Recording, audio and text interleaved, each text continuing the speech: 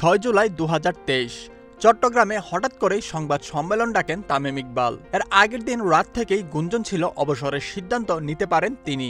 সেদিনই সংবাদ সম্মেলন করে তামিম বিদায় জানান সব ধরনের আন্তর্জাতিক ক্রিকেটকে, যদিও পরবর্তীতে সিদ্ধান্ত পরিবর্তন করেন তিনি। 2023 ওয়ানডে বিশ্বকাপের আগে তামিমকে যেভাবে দল থেকে ছাঁটাই করা হয় তা মোটেও ভালোভাবে নেননি বাঁহাতি এই ওপেনার। সেই সময়কার ঘটনাগুলো এখনও ভুলেননি তিনি। ব্যক্তিগত আক্রোশ ও প্রতিহিংসামূলক আচরণের কারণেই বিশ্বকাপ দলে সুযোগ পাননি বলে মনে করেন দেশসেরা এই ওপেনার।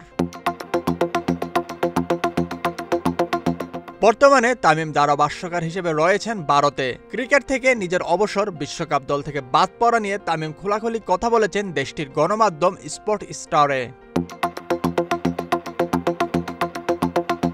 সরকার পতনের পর বিসিবিতে এসেছে বড় রদবদল। সভাপতির দায়িত্বে রয়েছেন ফারুক আহমেদ। অনেক ক্রিকেট সমর্থকেরই প্রশ্ন, পুনরায় জাতীয় দলের জার্সিতে তামিমকে খেলতে দেখা যাবে কি?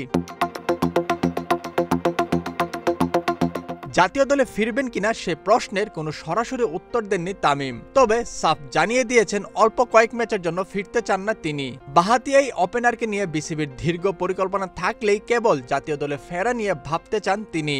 ৫-৭ ম্যাচের জন্য আবারও লাল সবুজ জার্সিতে মাঠে নামার ইচ্ছে নেই বাঁহাতি এই ওপেনারের। তামিম মনে করিয়ে দিলেন তিনি খেলবেন দলের হয়ে, আর তাই তার দলে ফেরার অনুরোধটা সতীর্থদের থেকে আসলেই উত্তম হতো বলে মনে করেন তিনি। যদি বোর্ড এবং দলের সতীর্থরা তামিমকে পুনরায় দলে চায়, সেক্ষেত্রে বাংলাদেশের জার্সিতে আবারও মাঠে নামার ব্যাপারটি ভেবে দেখবেন বলে জানান এই অভিজ্ঞ ব্যাটার। ক্রিকেট প্রেমীরা মনে করছেন বর্তমানে তামিমের যে বয়স, তাতে দলকে লম্বা সময় সার্ভিস দেওয়া হয়তো তামিমের পক্ষেও সম্ভব হবে না। তাছাড়া জাতীয় দলের ভবিষ্যতের কথা চিন্তা করে তানজিদ তামিমের মতো তরুণদের সুযোগ দেওয়ার পক্ষেও অনেকে।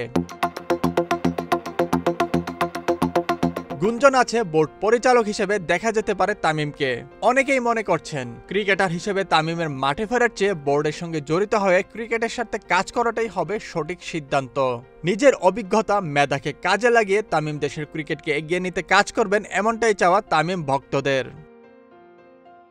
রাকিবুল হক, স্পোর্টসমেল 24।